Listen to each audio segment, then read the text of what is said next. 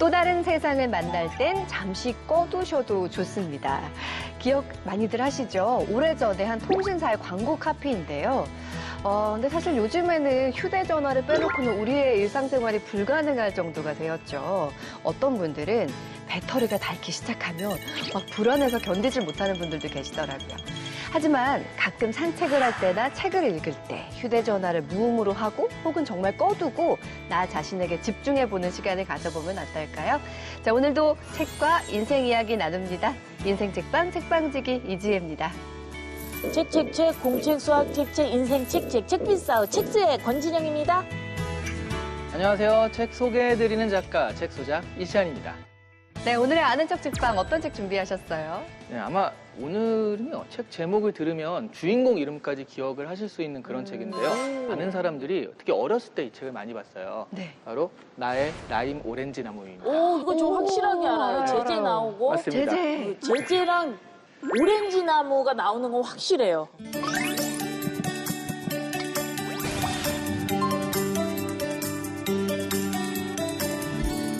나의 라임 오렌지 나무는 80년대 중후반쯤에 한국에서 베스트셀러에 오르면서 정말 많은 특히 어린이들이 많이 보았던 소설입니다. 근데 이게 재밌는 게요. 영미권에서는 이렇게 히트를 못했어요. 그래서 이 오늘의 아는 척 포인트 첫 번째는요. 도대체 왜 한국에서만 유독 이렇게 난리가 났었나. 그러니까. 이런 얘기거든요.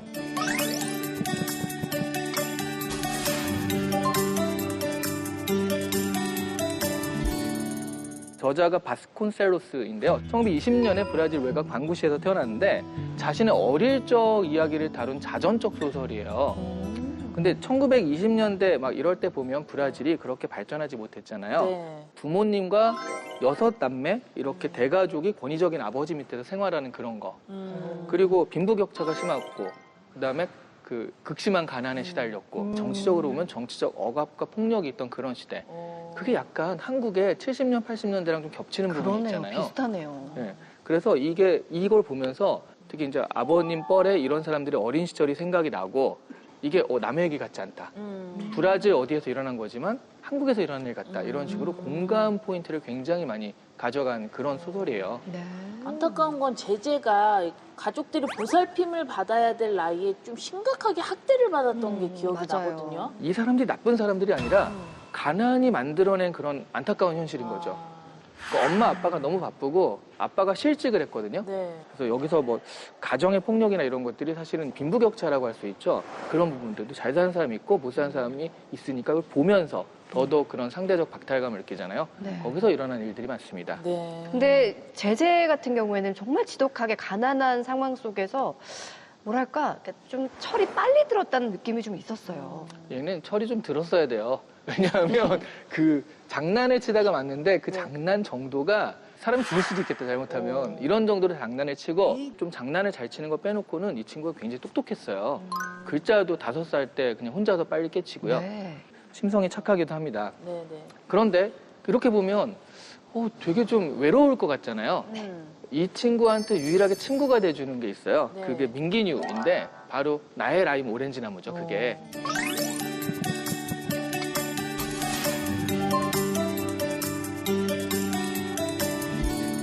이사갈 집에서 만나게 된 그 오렌지 나무이거든요. 네. 그래서 평소에는 민기뉴라고 부르고요. 그다음에 기분이 좋을 때는 슈르르까라는 별칭으로 불러요. 제재는 수시로 이제 나무와 대화를 하는데 네. 나무가 실제로 대화를 할 수가 없잖아요. 이게 이런 거 있죠. 내가 어린 시절에 뭐 애착 인형처럼 내가 얘기를 했을 때 네. 얘가 나한테 말을 하는 것 같고 이런 어떤 상징이 아니었을까. 그렇구나. 네. 그래서 나중에는 그 얘가 어른이 된 다음에 이제 나무가 더 이상 말을 하지 않거든요. 나이 들면서 나무가 말을 하지 않게 되었다는 게 사실 원래 말 안 했던 건데. 그렇죠, 그렇죠. 본인이 느끼는 거잖아요. 이제 네. 더 이상 말하지 않는다는 거. 네. 근데 사실 다들 그런 거 있잖아요. 어린 시절엔 인형과 대화를 했어요, 우리가. 네네, 그쵸. 뭔가 그 마음에 드는 것과 대화를 하고 얘 말을 또 알아듣고 막 그랬잖아요. 두 분 혹시 그럼 애착 인형 같은 거 있으셨어요? 저는 사실 기억이 안 나는데 저희 아들이요. 네, 네. 애착 이불이 있는데 정말 색깔도 칙칙하고 막 다 낡기도 했고 최근에는 심지어 꿰매줬어요. 구멍이 나가지고. 근데 그거 아니면 잠을 안 자고 그리고 막 그걸로 낚시했다가 막 펼쳐서 누웠다가 정말 장난감도 되면서 정말 애착을 너무 느끼더라고요. 심각한 애착인데. 엄마한테 애착이 부족한가? 그런가? 심각하네. 저는 옛날 왜 이렇게 대구선 깎아야 되는 연필깎이가 있어요. 바둑판 모양의. 네. 그래요? 혹시 기억 안 나? 이렇게? 옛날 사람인데 그걸 모른다고? 이렇게 모르겠는데요. 연필을 무릎으로 누르면서 이렇게 돌리면 깎이는 이게 바둑판 모양의 연필깎이가 있어요. 그게 저의 애착 연필깎이라 난 시집 갈 때도 갖고 왔어요. 근데 진짜요? 애착 대상으로 하기엔 연필 깎기는 너무 아니, 특이해요. 그러니까 누구든 깎이고 싶어. 이게 연필 놓고 깎기 얼마나 시원하게 깎이는데요. 나중에 눈썹 연필도 이게 그래서 저는 그걸 안 버리고 지금 걔가 저랑 동갑이거든요. 너무 웃겨. 내가 봐도 웃겨서 못 버려요. 아니 근데 그게 뭐든 애착의 대상이 있다는 건 굉장히 소중한 것 같아요. 네. 정말 별거 아닌데 거기다 위로를 받고 진짜 뭔가 편안한 마음을 갖게 되는 거잖아요. 맞아요. 이걸 아직도 안 버렸다는 뿌듯한 그런 마음이 있죠. 네. 아, 재밌습니다. 옛날 얘기 하게 되니까 옛날 추억들도 막 새록새록 피어나는데요. 이제 마지막 포인트입니다. 어느 정도 예상이 좀 되실 것 같아요. 제재의 영원한 사랑. 뽀르토 아저씨 얘기죠.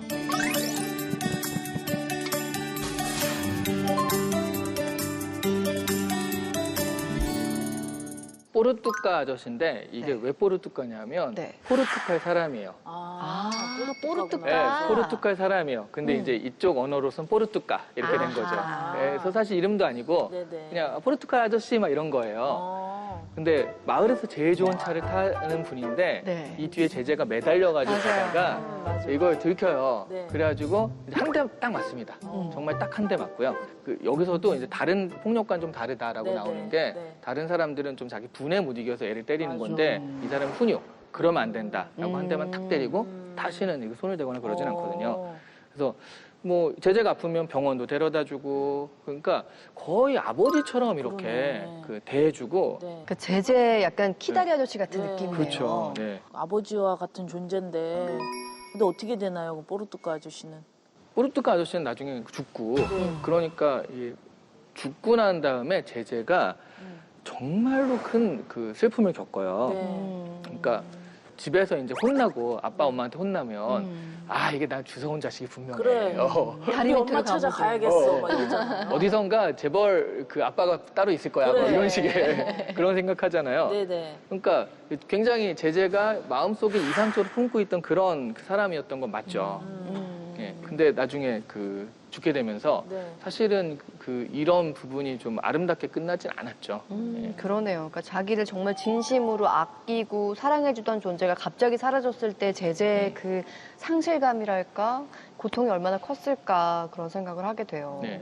근데 이런 거예요. 그냥 애가 맞고서 뭐 이런 것만 있었으면 그냥 뭐 개구쟁이 써서 이렇게 네. 했겠지만 이 포르투카 아저씨의 죽음 이후로 그러니까 맞을 때는 그냥 아픈 거잖아요. 네. 근데 이 포르투카 아저씨 때문에 슬픔이 가슴 전체가 아린 그런 슬픔을 겪었다. 그리고서 제재가 죽을 듯이 아팠거든요. 네. 그리고 자리에서 일어나가지고 어른이 된 거죠. 아, 성장통이었구나. 그렇죠. 그러네요. 이게 일종의 성장통으로 이런 것들을 겪어서 결국에 어른이 된 모습. 그래서 이게 성장소설로 분류되는 겁니다. 우리 모두가 제재와 같은 성장통을 겪으면서 어른이 되어 왔죠. 오늘 라임 오렌지 나무를 통해서 순수했던 어린 시절의 추억을 떠올려 볼 수 있어서 좋았습니다. 한번 펼쳐보고 옛날 생각해보면 참 좋을 것 같습니다. 아는 척 책방이었습니다.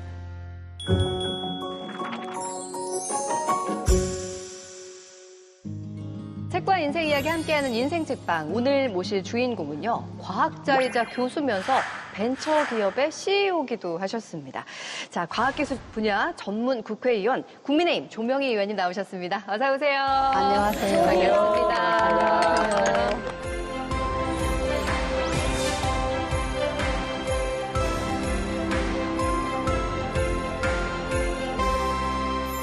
의원님이 딱 저기서 걸어 나오시는데요. 뭔가 이렇게 지적인 여유로움이랄까요? 막 전문가 포스가 막 풀풀 풍긴다고 느껴졌어요. 근데 정치에 발을 들이신 이유가 정치에 과학이 없어서였다라고 말씀을 하셨더라고요. 네. 네. 저는 계속 정치는 과학이라고 계속 주장을 했습니다만 네. 정치가 너무 이렇게 논리적이고 이런 명분도 없고 합리적인 부분이 좀 결여된 것 같아서 제가 평생을 종사랄까 전공을 한 이런 과학의 힘이 과학이 너무 배제돼가지고 네. 제가 정치는 과학이다를 부르짖고 있습니다. 침대만 과학인 줄 알았는데 정치도 과학이다. 새로운 접근이라는 네. 생각이 들고 네. 말씀하시는 거에서 정말 이 과학기술에 대한 애정이 막 묻어나는 것 같아요. 그만큼 네. 과학기술계 발전에 대해서도 관심이 많으실 것 같고요. 네, 그리고 네. 10월이면 노벨상 이제 수상자가 발표가 되잖아요. 네. 그 많은 분들이 늘 매해 기대를 하거든요. 근데 우리나라에는 왜 언제쯤 이 과학 분야의 노벨상이 수상자가 나올까? 글쎄 말입니다. 네. 노벨 과학상이 없다는 부분에 대해서 굉장히 속상하고 또 제가 국가과학기술위원, 대통령 직속 국가우주위원 평생을 위성을 했습니다. 그렇죠. 그런데 왜 정말 노벨 과학상이 없나? 그 20년에 들어오자마자 1호 법안이 노벨 과학상 기초연구진흥법이었습니다. 네. 그래서 우리 이거 연구 체계, 대학의 이 여러 가지 시스템을 좀 바꿔야 이게 노벨 과학상을 받지 않을까 하는 생각을 합니다. 네, 그 법을 통해 지원이 좀 많이 되면 많은 네. 인재들이 더 많이 네, 나올 네. 거라고 믿습니다. 네. 네. 자, 오늘 조명희 의원님과 함께하는 인생책은요, 과연 어떤 책일까 궁금하시죠? 바로 이 책입니다. 일본에서 경영의 신이라 불리는 이나모리 가즈오의 왜 일하는가? 어떤 책일까요? 누구나 한 번쯤 던지는 질문. 나는 왜 일하는가? 일을 통해 무엇을 꿈꾸는가? 첨단 전자부품 제조업체 교세라 창업자인 이나모리 가즈오의 삶과 일에 대한 고민과 태도를 엮은 책입니다. 부도 직전의 회사에 들어가 미래가 불투명했던 그의 삶을 변화시킨 것은 무엇일까? 이나모리 가즈오가 알려주는 일의 의미와 방법, 그 속으로 들어가 봅니다. 자, 왜 일하는가? 사실 저는 이 제목 보고 너무 반가웠어요. 왜냐하면 제가 매일 하는 생각이거든요. 왜 일을 이렇게 열심히 하고 있지? 근데 의원님께서 인생책으로 이 책을 고르신 이유가 있을까요? 네. 2010년에 이 책을 보고 인생에 힘들 때마다 일하면서 특히 여성으로서 힘든 게 많아요. 저희 공과대학은 제가 20년간 여교수 혼자서 20년간 버티고 그렇죠. 예, 일 외에 여러 가지 험난한 게 너무 많아가지고 그래서 힘들 때마다 이 책을 보면서 네. 제가 많은 정신적으로 좀 이렇게 위안이랄까? 정신적으로 굉장히 참 많은 위로가 됐던 책이라 네. 그래서 제가 이 책을 골랐습니다. 네. 두 분은 이 책 어떻게 읽으셨어요? 일을 하면 누구나 다 아우 나 이제 그만할까 지긋지긋하다 이런 생각 나만 하는 거예요? 다 하시잖아요. 네, 네. 근데 이 저자는 정말 열정적으로 일을 하셨다라는 생각이 들더라고요. 그래서 읽으면서 내가 나를 돌아볼 수 있는 그런 기회였던 것 같아요. 열정의 대명사는 이시안 작가님이시죠? 열정 지금 열정 만수르잖아요. 자꾸 이런 이미지가 되는데 아닙니다, 아니에요. 최근에 이나모리 가즈오가 거의 마지막에 쓴 이나모리 가즈오의 마지막 수업이라는 책을 리뷰할 일이 있었거든요. 그래서 그거는 같이 보게 됐어요. 네. 근데 얘기가 다 똑같아요. 네. 그러니까 에피소드도 똑같고 그래서 이분 재탕을 많이 하시네 라는 생각을 했는데 그 달리 얘기하면 네. 그 하나의 원칙을 가지고 그러네요. 몇십 년을 쭉 이렇게 해서 거기에 엄청난 성과를 냈고 그 성과로 이미 증명이 된 거잖아요. 그래서 이건 좀 확실한 방법이겠구나 이런 생각이 좀 들더라고요. 야, 교과서라고 네. 할 수 있겠네요. 왜 일을 하는가? 궁금증을 갖고 계신 분들 오늘 키워드와 함께 풀어가겠습니다. 자, 조명희 의원님의 책과 인생 이야기 첫 번째 키워드는요. 바로 일의 의미입니다. 책의 앞부분을 보면요. 이런 부분이 나옵니다. 차가운 밤 공기를 마시며 회사 건물을 빠져나갈 때면 간신히 붙잡고 있던 마음속 둑이 한꺼번에 무너지는 기분이 들었다. 내 것이 아니고 앞으로도 내 것이 아닐 이름 없는 일들에 휩싸여 오늘도 수없이 나를 지우고 또 지웠다. 누구나 이런 경험들 한 번쯤을 하면서 나는 왜 이러지? 이런 고민들을 하실 것 같아요. 의원님은 어떠세요? 이 일은 제가 보면 왠지 물론 생계를 위해서 하는 게 기본이고 그다음 자기가 좋아서 적성 그다음에 내가 이 일을 하면 내 가치 내가 일을 하는 데 대한 어떤 값어치가 있는 것 같아요. 그래서 나의 가치가 좀 더 올라가지 않을까는 그런 생각으로 이 일의 의미는 있다고 생각을 합니다. 근데 요즘은 조금 달라진 것 같아요. 그래요? 예. 요즘 친구들은 보면 젊은이들은 일의 의미를 그냥 가치라기보다는 내가 그냥 하고 싶은 거에 여유롭고 즐길 수 있는 그런 게 굉장히 포션을 많이 차지하는 것 같아요. 그래서 뭐 욜로족도 나오고 예. 워라벨이라는 말도 나오고. 예, 예. 그런데 이게 2010년이니까 벌써부터 지금 13년 전인데 또 일본 사람이잖아. 일본 사람은 우리 일본 말로 뭐 시고토 무시라는 말은 일벌레 네. 하는 정도로 일본 사람들은 일에 대해서 굉장한 저희하고는 조금 다른 그런 일의 의미도 있고 방법이 좀 달라요. 네. 이렇게 일했더니 이렇게 성공했구나라는 걸 볼 수 있어서 전 신기하기도 네. 했거든요. 네. 두 분은 어떠세요? 일의 의미에 대해서 좀 심각하게 고민을 많이 하실 것 같은데요. 이제 아무래도 저는 웃기는 직업이다 보니까 이제 못 웃기면은 우울하고 그럴 때가 있거든요. 맨날 즐겁지가 않거든요. 맞아요. 예를 들면 막 저희 네. 고모가 소도 때려잡을 체격이었는데 돌아가셨을 때 네. 나는 정말 우울한데 공연 가서 웃겨야 되는 거예요. 아이고, 그럴 그러네요. 때 그냥 참고 연기를 해야 되는 게 사실 쉽지만은 않거든요. 네. 그런 또 딜레마가 저희 직업은 있더라고요. 그렇겠어요. 작가님은 혹시 있으세요? 근데 저는 N잡이기 때문에 네. 이 일이 잘 안 풀리면 저 일을 하면 되거든요. 그렇다. 엄청 많으시거든요. 근데 한 가지 진짜 일에 대해서 약간 고민했던 적이 있어요. 예를 들어서 저랑 또 한 명이랑 2MC로 뭔가 기획이 됐어요. 그때 한참 추리쇼 뭐 이런 게 유행해가지고 기획이 되는데 그게 이제 들어가기 직전에 갑자기 같이 하시던 그분이 국회의원 나가신다고 여기 와 오셨나요? 여기서 뵙겠네요. 네, 입성하셨어요. 네. 그러면서 아 이거는 내가 노력한다고 되는 게 아니라 맞아. 그 주변에서 이렇게 되는 거잖아요. 약간 회의가 오는 거예요. 내가 시간을 이렇게 써봤자 뭐 하나? 그때 그래서 너튜브를 시작했습니다.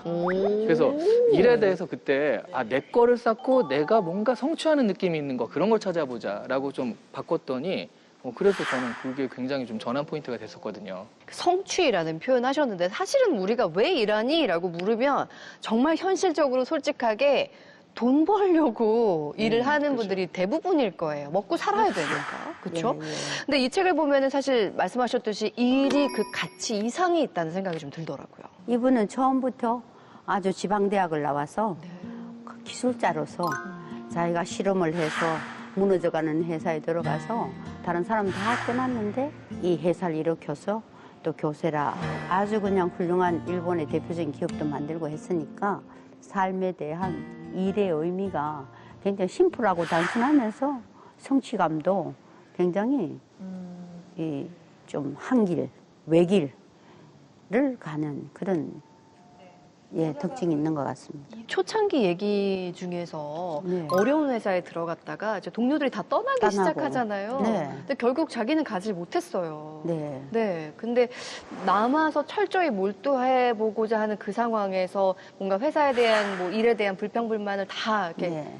스스로 지금 잡아내고 네. 뭔가 180도 마음을 바꾼 상태인 건데 마음을 바꾸고 나니까 변화가 일어나더라고요. 똑같은 현실이라도 맘먹기에 달렸다는. 그렇죠. 예, 이분은 그러니까 나는 이 회사를 살려야 되겠다는 그런 오직 자기하고의 도전이지 않을까. 네. 그래서 생각이 바뀌면 생각에 따라서 모든 인생이 바뀌고 또 가치가 바뀌고 하니까 우리 사람이 인사가 만사란 말이 있듯이 네. 생각하기에 따라서 인생도 바뀌고 회사도 바뀌고 모든 상황이 바뀐다는 걸 몸소 실천해 주신 분인 것 같습니다. 그때 상황을 좀 보충 설명해 드리면 지방대를 나와서 자기가 그래요. 그러니까 좋은 데 나온 애들은 다 좋은 데 갔는데 그쵸. 나는 지방에 이런 데밖에 갈 수가 없었다. 다 망해가는 회사에. 딱 가서 동기들이 다 하나씩 둘씩 떠나가고 그러니까 자기랑 딱 둘이 남았대요. 근데 이 둘도 무슨 사관학교인가 이런 데 입사원서를 썼어요. 근데 이걸 하려면 고향에서 서류가 왔어야 되는데 고향에서 서류가 안 와가지고 그래서 이걸 그 동기는 거기로 가고 자기는 못 갔거든요. 근데 알고 보니까 고향에서 아니 들어간 지 6개월도 안 돼서 이렇게 옮길 놈이라면 이런 끈기가 없어서 안 된다. 네. 그래서 안 보냈대요, 형이. 그래서 아이씨, 난 여기 다녀야 된다 해서 그래, 여기서 한번 승부를 보자. 그게 마음을 전하는 계기거든요. 그러고 보면 우리 의원님도 약간 일하실 때 몰두하시고 약간 네. 빈틈없이 하실 것 같은데 또 대학원도 늦게 들어가셨다는 얘기가 네. 있었거든요. 그러세요? 네. 제가 그 초등학교 때 이제 시골에서 할머니 댁에서 저기 생가에서 할머니하고 살다가 대구에 와서 제가 음악을 했습니다. 바이올린을 했습니다. 어, 진짜요? 예, 중학교 1학년부터 고등학교 2학년까지. 근데 아버지가 야, 진짜 우리 집에는 음악하고 안 어울린다. 저기 아버지 서재에서 꿀 앉아가 3일간 단식 투쟁을 했습니다. 그랬더니 하얀 백지를 주시더라고. 네. 각서 쓰라고. 어떤 각? 반에서 10% 이내 성적이 안 되면 바이올린을 압수해도 좋습니다 하는 그 약속을 지키기 위해서 학교에서는 바이올린 연습하고 집에 와서는 뭐 공부를 하고 해가지고 네. 그런데 이제 대학을 가는데 동생도 대학 가야 되는데 너 레슨 못 시켜준다고 그래가지고 눈물을 머금고 그때 너무너무 좋아질 인생의 아픔을 느끼고 그래서 이제 선을 보고 네. 결혼을 했습니다. 네. 결혼을 해보니까 와 이게 참 가정주부 애를 둘 낳고 네. 아 내 인생이 이건 아니다. 남편은 유학을 가고 네. 애기 둘 낳았는데 키워줄 사람이 없는 거예요. 아이고야. 그래서 미국을 갈 수도 없고 가서 애를 어떻게 그래서 아버지한테 장문의 편지를 썼습니다. 네. 대학 교수가 되기 위해서 제가 대학원을 가고 싶다 하니까 아 그러면 시아버지한테 허락을 받고 오라 네. 해가지고 허락을 해주셔가지고 애기 둘 낳아가지고 네. 대학원을 갔습니다. 갔더니 너 왜 대학원 왔냐고 네. 남자들하고 똑같이 남 같이 하면은 너 대학 교수 되기 어렵다고 뭔데요? 뭘 무슨 분야 할까요? 그러니까 인공위성 가지고 국토 관리하는 지구안전위성 지질자원연구원에 8년간 다니면서 제가 공부를 했었습니다. 그래서 1호 박사님이 되신 거군요. 그래서 1호 박사를 받았습니다. 이야. 아니 근데 뒤늦게 이렇게 공부를 하시면은 정말 아이들도 있고 너무 네. 힘드셨을 것 같아요. 어머니가 네. 그래서 어머니가 예전에 지금은 뭐 육아 시스템이 그나마 근데 어머니가 한 여자가 일을 하려면 한 여자가 희생을 해야 되는 그런 시대. 뭐 다 준비해서 유치원 보내고 저는 네. 대학 학교에 가고 저녁에 오면은 밤늦게 오면 어머니가 하나는 없고 걸리고 해서 아유. 버스 정류장에 기다리시는 참 힘들었죠. 아유. 그래서- 어머니가 이렇게 도와주셨군요. 네. 그래서 이 딸아이가 결혼을 했는데 네. 뭐 외국에서 공부를 해서 정말 전문가예요. 근데 집에서 애 키워요. 아, 정말요? 예. 너 왜 일 좀 해라. 그러니까 엄마, 내 아이는 나처럼 키우고 싶지 않아. 아이고. 너무 가슴이 아픈 거예요. 엄마에 대해서 굉장히 뭐 긍지를 가지고 있지만 그럼요. 네. 그래도 그 부분은 늘 제가 가슴 속에 한이 돼 있는 부분이죠. 네. 자, 조명희 의원님의 우리 인생과 책 이야기 함께 나누고 있습니다. 두 번째 키워드 볼까요? 일의 방법입니다. 네, 인상적인 게 일을 사랑하라였어요. 오죽하면 이 저자는 자기가 개발한 제품을 끌어안고 잠들 정도로 사랑을 했다는 진짜 거죠. 사랑했네. 대단한 것 같아요. 의원님도 어떠세요, 지금? 참 어려웠어요. 네. 예. 밤에 이제 저희가 국내 첫 학과가 생긴 게 이제 옛날 그 학교 이름 말하면 이제 경북산업대학교 척지공학과가 처음 네. 생겨가지고 애들을 이제 졸업시켜 놓으니까 직장이 없는 거예요. 그렇죠. 예. 그래서 이제 벤처를 만들어서. 근데 이제 제가 제안을 하고 하면 그걸 이제 목적으로 해서 성과를 내겠다는 건데 그러니까 그 학교에다가 소파를 침대 대용으로 딱 맞춰서 그냥 연구실을 그냥 우리 식사처럼 해서 책장은 물론이고 화장실을 하나를 샤워장으로 만들어가 순간 온수기 들고 네. 해서 거의 학교에서 밤샘 하는 거죠. 와, 일에 정말 파묻혀 사셨네요. 근데 그게 지금 생각하면 굉장히 행복했던 게 몰입한다는 거예요.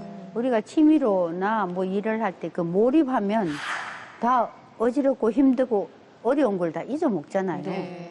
일만 할 때가 참 행복했다. 열심히 할 때가 행복했다는 네. 생각을 합니다. 아니 근데 정말 모든 게 쉽진 않지만 모든 중요한 게 얼마나 꾸준히 지속할 수 있느냐가 정말 중요하잖아요. 근데 이 글에 대한 일화가 직원의 일화가 이 책에도 나와 있죠. 네, 이 책에 그러니까 회사를 창업한 후에 얼마 있다가 중학교밖에 졸업하지 않은 그런 사람을 만나요. 근데 이 사람은 나는 배운 게 이거밖에 없으니까 뭐 여기서 그냥 열심히 일하겠다라고 하면서 꾸준히 계속 열심히 가르쳐준 데 일을 했다고 합니다. 네. 그러다가 20년 있다 다시 만나는데 그 사람이 사업부장이 돼 있는 거예요. 네. 근데 그때 깜짝 놀랐다라는 게 그냥 사업부장이 되어 있었던 게 아니라 거기에 맞는 덕성과 인성을 갖췄다는 거죠. 이렇게 열심히 꾸준히 하면서 그 덕성과 인성까지 갖췄다라는 걸 보고 이 사람이 야 정말 지속의 힘이 놀랍구나 이렇게 감탄하는 게 나오거든요. 꾸준히 하는 그 성실의 힘이 정말 대단하다는 생각이 드는데 근데 놀라운 게 이분이 또 지독한 완벽주의자였다는 사실이에요. 네. 그러니까 의원님께서도 교수로 재직을 하시면서 또 벤처기업 CEO로 활약하시면서 어려움들도 말씀하셨지만 경영자로서의 뭐 완벽, 뭐 완성도에 대한 중요성도 많이 느끼셨을 것 같아요. 이 책에서 가장 중요한 문구가 나는 베스트보다 퍼펙트를 지향한다는 거예요. 아유 부담스러워라. 네. 그러니까 베스트는 상대적이고 퍼펙트는 절대적인데 이 본인 스스로의 자기 스스로가 봤을 때 내가 이렇게 해야지 그랬을 때 자기의 만족, 성취를 위해서 자기 인생을 근데 아마 밑에 직원이 이 가조상이랄까 이나머리 가조 이 CEO 위에 상관이 하는 걸 보고 배웠으리라 생각합니다. 어떠세요? 그 의원님께서는 제자가 말했던 여러 가지 일에 대한 태도 중에서 가장 공감 가는 부분이 있다. 이건 내 삶에도 적용하고 있다. 이런 게 혹시 있을까요? 경험이 중요하다. 해봤냐? 옛날에 정정 회장님께서 너 해봤어? 해본 사람한테 못 당해요. 그렇죠. 네, 그래서 제가 현장이 중요하다. 그리고 팩타 기반으로 네. 제가 그래서 과학이 중요하다고 제가 정치는 과학이라고 이야기하는 겁니다. 근데 경험도 중요한데 하나 더 중요한 거 뭔지 아세요? 웃음. 네, 웃음. 웃을 수 있는 환경에서 일할 수 네. 있어야 이 네. 경험도 빛을 발한다는 생각이 드는데 맞습니다. 이쯤에서 우리 좀 한번 웃고 가자고요. 그러니까요. 그래서 조금 이렇게 릴렉스하기 위해서 릴렉스하게, 네, 제가 예. 밸런스 게임 준비했습니다, 의원님. 아, 그렇습니까? 네. 네. 제가 이렇게 질문을 드리면 마음 편하게 하시고 떠오르는 대로 그냥 선택만 해주시면 돼요. 아, 네. 그렇습니까? 이건 네. 대본 없었던 대본에 건데. 없어요. 아, 그렇습니까? 첫 번째 질문 드릴게요. 네. 다시 한번 삶을 선택한다면 과학자 대 바이올리니스트. 하나, 아이. 둘, 셋. 바이올리스트. 진짜? 바이올린은 이게 이제 나중에 해보니까 이게 손이 안 돌아가더라고요. 아, 지금은 연주 안 하세요? 그래서 제가 한국무용을 그래서 이게 너무 딱딱한 걸 하니까 네. 한국무용을 2006년부터 배웠어요. 무용까지 하시나? 네. 살풀이. 아니 그 바쁜 와중에 무용도 배우셨어요? 네, 정말 예, 살풀이 뭐 그림도 제가 아주 그냥 좋아하고 그래서 제가 이게 이 너무 일은 딱딱하고 기술적 미성 너무 골치 아픈 걸 하지만 네. 저 생활은 다시 태어나면 엄마가죠. 아, 근데 의원님은 아티스트의 그런 예. 기질을 너무 많이 갖고 계신 것 같아요. 지금까지 이렇게 일을 쭉 하실 수 있는 에너지가 어디서 나오는지도 네. 발견했어요. 살풀이 이렇게 살풀면서 이렇게 에너지를 채우신 제가 거잖아요. 그 외국학회 가서 하노이 가서 네. 그리고 그 타이완 가서도 그 부채춤 을 공연을 했습니다. 야, 그랬더니 부채 춤추는 과학자. 예, 제가 댄싱 프로페서 같아가지고 그래서 예 아, 부채춤도 의원님 추고 이렇게 살풀이 제가, 할 때 손동작만 살짝 보여주세요. 이 상처. 어떻게 하나요? 네. 아니 살풀이는 네네. 솔직히 이게 굉장히 정적인 운동이에요. 근데 이게 뭐 손놀림이 막 화려하지 않더라도 네. 예 이게 오, 달라. 예 이게 뭐 살풀이가 이 그거 가지고 합니다. 수건 네, 수건. 가지고 예. 이 손 근데- 동작이 다르세요. 달라요. 네. 여기 밸런스 게임이 잘못됐네요. 과학자 바이올리스트가 아니라 댄서가 있어야 돼요, 댄서. 맞습니다. 맞아. 네. 이야. 자, 그럼 두 번째 질문 드려볼게요.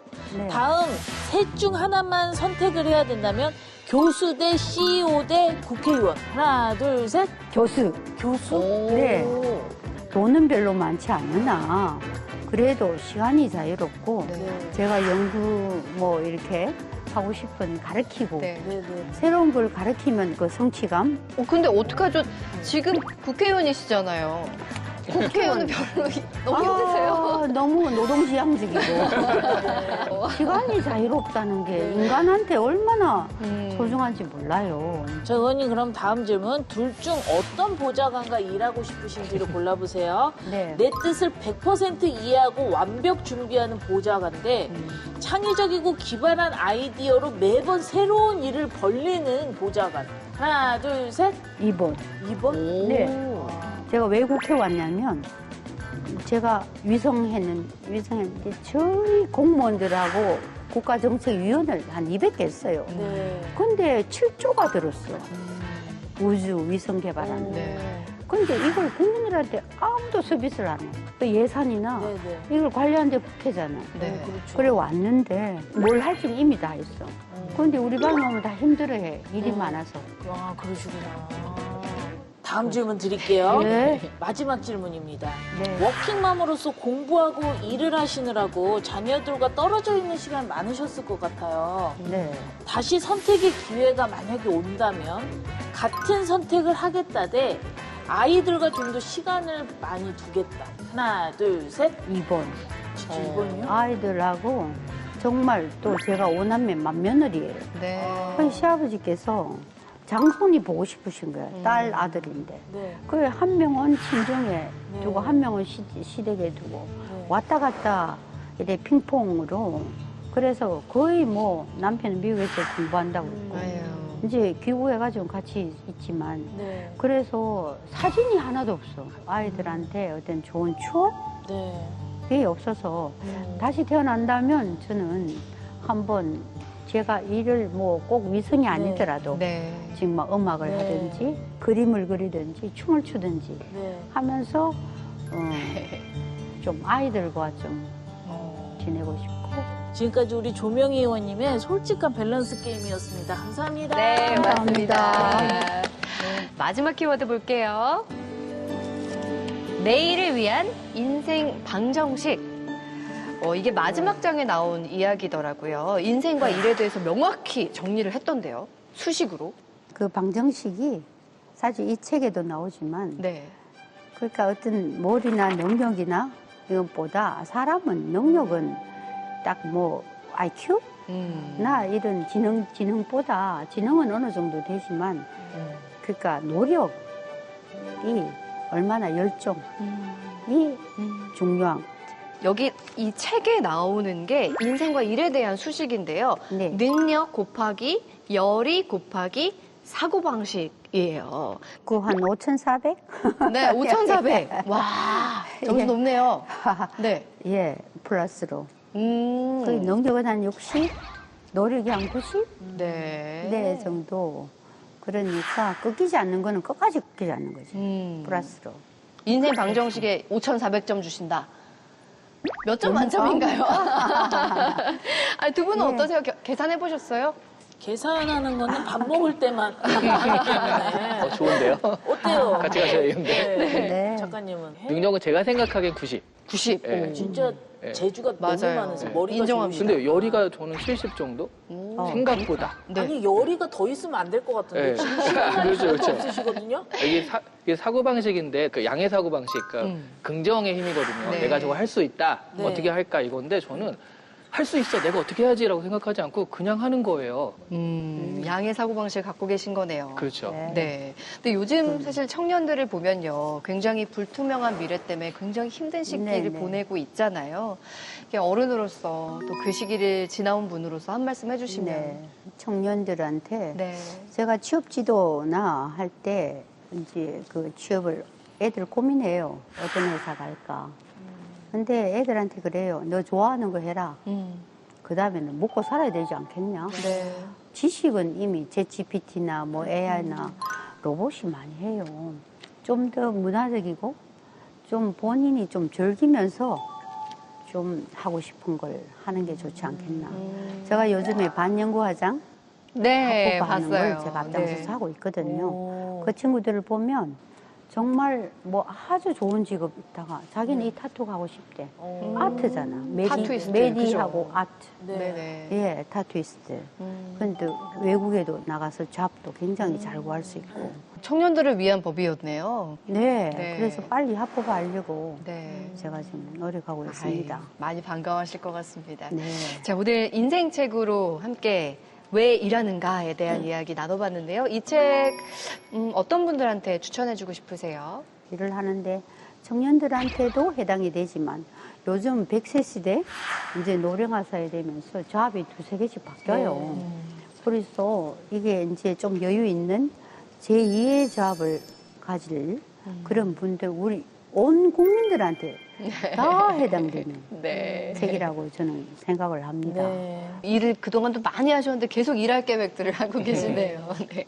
우리 네. 진영 씨 오늘 의원님 만나본 소감 어떠셨어요? 정말 대단한 워커홀릭이신데 또 그냥 일만 하면은 오래 못할 수도 있잖아요. 근데 계속 또 아티스트 기질을 보이시면서 그거랑 접목하니까 한 분야지만 일을 꾸준히 즐기면서 하시는 것 같아서 네. 계속해서 즐겁게 우리 국민들 같이 일할 수 있게 좀 으쌰으쌰 해주셨으면 좋겠습니다. 으쌰으쌰하겠습니다. 네. 간단한 추천평 부탁드립니다. 네, 이 책은 얼핏 보면 그 꼰대가 근데 사실 80세가 넘으셨으니까 당연하죠. 꼰대가 그냥 열정 만렙을 가지라 뭐 이렇게 충고하는 것처럼 보이거든요. 자세히 보면 사실 그게 맞긴 해요. 맞긴 한데 그런데 이게 이분이 평생에 걸쳐가지고 자신이 어떤 원칙을 가지고 실천을 했고 성과가 난 것들을 바탕으로 얘기를 한 거기 때문에 네. 사실은 이런 류의 책 중에서는 아마 청년들이 봤을 때도 좀 마음에 와닿을 수 있는 가장 마음에 와닿을 수 있는 책이 아닌가 싶습니다. 네. 마지막으로 우리 시청자 여러분께 한 말씀 해주세요. 네. 요즘 우리 국민들이 굉장히 국회의원에 대해서 굉장히 안 좋은 감정을 많이 가지고 계시더라고요. 그래서 제가 정치는 과학이다 라는 말을 계속 부르짖고 있지만 뭐 후쿠시마, 뭐 양곡법, 이런 양평 이런 거 다 우리 위성으로 다 됩니다. 근데 뭐 과학이 기술이 정치에 매몰돼 가지고 이런 걸 빛을 못 보는 부분이 정말 국민 세금으로 많은 우주 위성을 우리가 가졌으면 세계 7대 우주국입니다. 그런데 그런 기술이 있는데 불구하고 정치에 활용이 안 되고 제가 당분간 굉장히 우울했습니다. 네. 그래서 이제 우리 국민들이 조금 더 지켜주시고 어정활동을 잘하는 생산적인 어정활동하는 그리고 전문가 국회의원들이 많이 좀 들어와서 그런 국회의원을 많이 좀 선택을 해주시면 우리 국민들한테도 훨씬 나라가 민생이 해결되지 않을까. 네, 알겠습니다. 자, 우리 앞으로도 계속 의정활동을 통해서 국내 과학계 발전과 함께 과학의 정치, 명쾌한 과학의 정치를 펼쳐주시기를 바랍니다. 오늘 국민의힘 조명희 의원님과 함께했습니다. 감사합니다. 감사합니다. 감사합니다.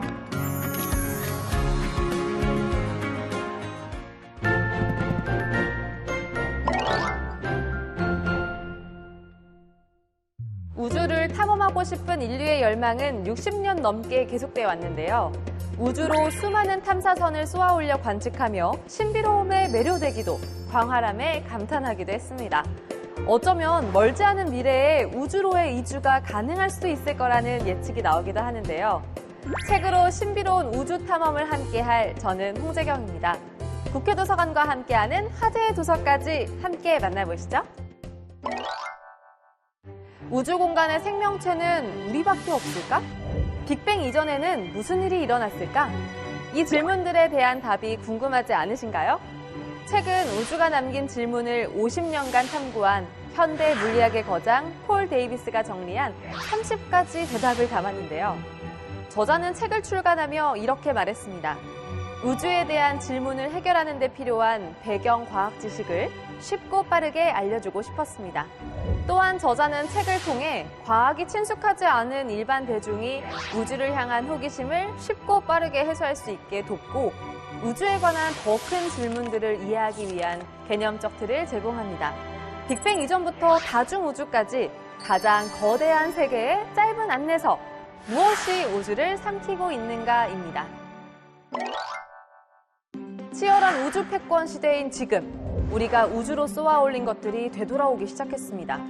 바로 추락하고 충돌하며 가장 위험하고 파괴적인 쓰레기가 되어서 말이죠. 어쩌면 느닷없이 떨어지는 파편이 내가 사는 곳에 떨어지지는 않을지 매일 확인하는 일이 하루의 시작이 될지도 모릅니다. 넷플릭스 영화 승리호를 통해 큰 화제가 되었던 우주 쓰레기. 무려 지구를 둘러싼 인공 우주 물체의 90%가 바로 우주 쓰레기인데요. 미세물질까지 더하면 약 1억 개 이상이 우주를 표류하고 있다고 합니다. 최근 우주 쓰레기의 현황과 전망을 다루며 우주 개발 경쟁의 현 주소를 생생히 훑어보고 상세하게 톱아봅니다. 한국 우주 감시 현장의 최전선에서 얻은 경험으로 생생히 전하는 우주 쓰레기의 모든 것, 우주 쓰레기가 온다입니다. 태양계 행성을 얘기해보라고 하면 아직도 수, 금, 지, 화, 목, 토, 천, 해, 명이라고 말하는 분들이 계실 텐데요. 여기 우리에게서 명왕성을 빼앗아간 이가 있습니다.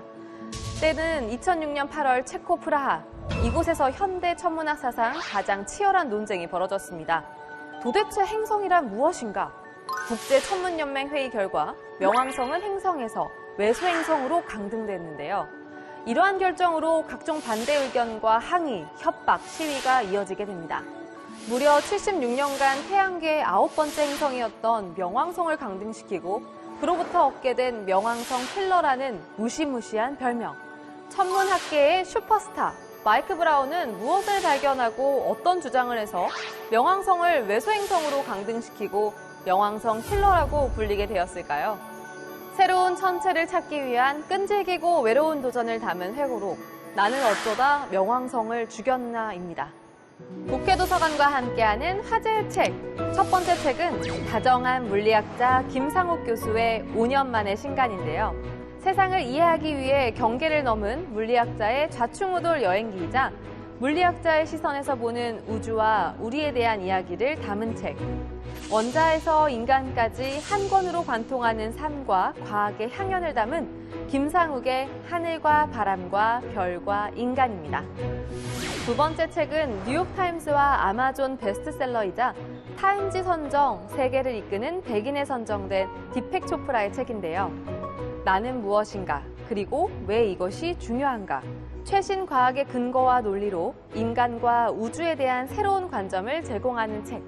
현대 과학의 9가지 발견에 대한 영감 어린 통찰과 심오한 문답을 담은 디펙 초프라 미나스 카파토스의 당신이 우주다입니다.